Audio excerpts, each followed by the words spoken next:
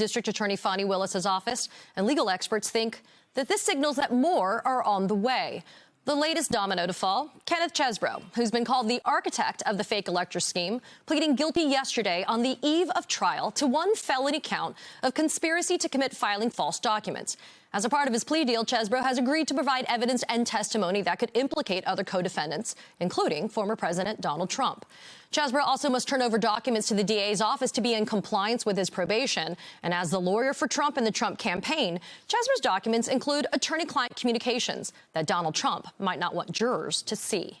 Joining us now is Scott Grubman, attorney for Kenneth Chesebro.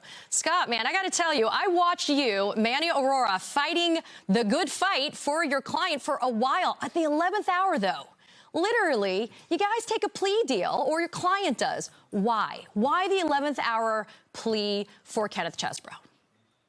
Well, first of all, Katie, thank you so much for having me. I really appreciate it.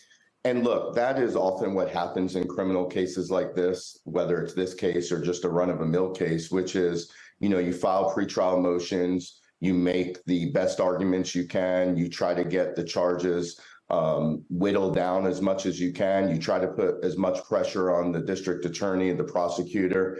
And then, sometimes towards the end, when you're about to strike a jury, the reality sinks in, which is, my future is going to be decided by 12 strangers. And sometimes that's a really sobering thought for a criminal defendant. And so I think oftentimes what happens is the closer you get to trial, the more a defendant thinks about plea deals. And this plea deal, Katie, in my opinion, was really just too good to say no to, because there's no jail time. And I think just as importantly, the RICO charge was dropped. And so I think it's important to note, Mr. Chesebro did not plead guilty to RICO. Mr. Chesebro pled guilty to conspiracy to commit the filing of false documents. And so while Mr. Chesebro was ready for trial, we were ready for trial, this was the best outcome. He is now home with his family, and he could put this behind him. Yeah, but Scott, I got to push back for a second, though. Your client pled to a felony. He's the first one to have to plead to a felony thus far. And it's not just he pled to conspiracy to commit the filing of a false document. Let's dig a little bit deeper. I mean, he pled guilty, didn't plead no contest. He said, I am guilty of count 15 in the indictment, which implicates Donald Trump, Rudy Giuliani, John Eastman, in a conspiracy to file a fake elector certificate, knowing that that was not true. So, I mean, your client may have gotten a probationary deal, but at this stage, he's admitted that the big lie was a lie and that everything that he was doing wasn't right. So I'd like to push back respectfully a little bit on you, Katie. First of all, Mr. Chesebro never believed in the big lie. If you ask Mr. Chesebro today who won the 2020 presidential election, he would say Joe Biden. And you referred to him, I know you were quoting the district attorney's office and others, but you referred to him in the opening as the architect of the fake elector scheme. But I want to be clear about something. While, yes, this is a felony he pled guilty to, it was the RICO that accused him of being the architect of the fake elector scheme. And I want to ask you and all your listeners, Katie, for one moment to think about this question. If Mr. Chesebro was the architect of the fake elector scheme, if Mr. Chesebro was the architect of some plan to bring down democracy, which is what I've heard over and over for the last couple of months, both in court and out of court, would the district attorney of Fulton County have offered him probation and first offender status? I think the answer is no, and I think if you asked her, the answer would be no. And so while Mr. Chesebro did take responsibility for conspiracy to commit filing of false documents, I want to make something clear. He did not implicate anyone else. He implicated himself in that particular charge. And while he is required to go testify truthfully if he's called by the state, and Mr. Chesebro is a man of his word, and he will go testify truthfully if called by the state's going to have to decide at some point whether they think Mr. Chesebro's testimony will help them. And if they believe it will help them, well, they'll call him and he'll come testify. But also at the same time, Katie, I will say, if he's called by a defendant, he will come testify and testify truthfully. Scott, now, listen, you and I have been doing this for a long time, right? Although I technically don't do it anymore. I do this. but your client gave a recorded proffer to the state of Georgia. And what did he say? I'm not at liberty to say exactly what he said, but here's what I'm at liberty to say.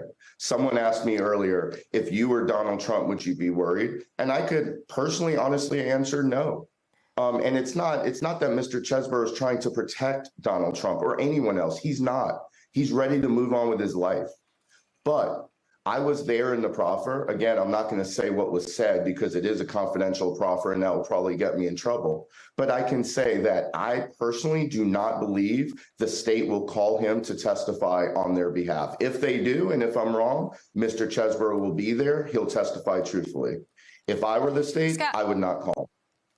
Scott, very quickly before I have to let you go, another thing that you said about being the architect of the fake elector scheme, et cetera, your client didn't just do legal memos. Your client was at the U.S. Capitol on January 6th. He was accompanying Alex Jones and others. So it's more than just writing legal memos. It's doing it at the behest of someone else. And so maybe he thinks that he doesn't implicate Donald Trump. But you and I both know he wouldn't give a proffer that didn't have value to the state. The state wouldn't give that plea offer to your client unless there was something that was going to be able to help them with the other defendants.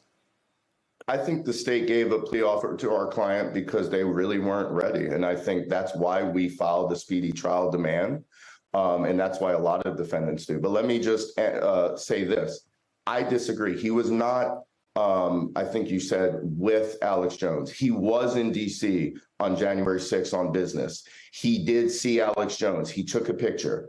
I can absolutely promise you, he never met Alex Jones. He took a picture because he recognized them from TV. And let me say this, I have personally seen text messages, and so has the district attorney now, where on January 6th, when Mr. Chesbrough found out about the horrible violence at the Capitol in Washington, D.C., he said how much he detested it. And he specifically said, and it's not now that he's sorry for what he did. This is on the day that it happened. He said, I wish there would have never been a rally. I really wish that these folks wouldn't have been violent because it really took away from what we, Ken Chesbrough and others, were trying to do from a legal standpoint. And so Mr. Chesbrough detests the violence that happened at the Capitol. He was not part of it. He was not in the Capitol. And I want to make that clear. Scott Grubman, it's good to see you. I'll see you soon when your client testifies at trial in Atlanta. I'll see you. Thanks, Scott. Thank you, Katie. Bye-bye.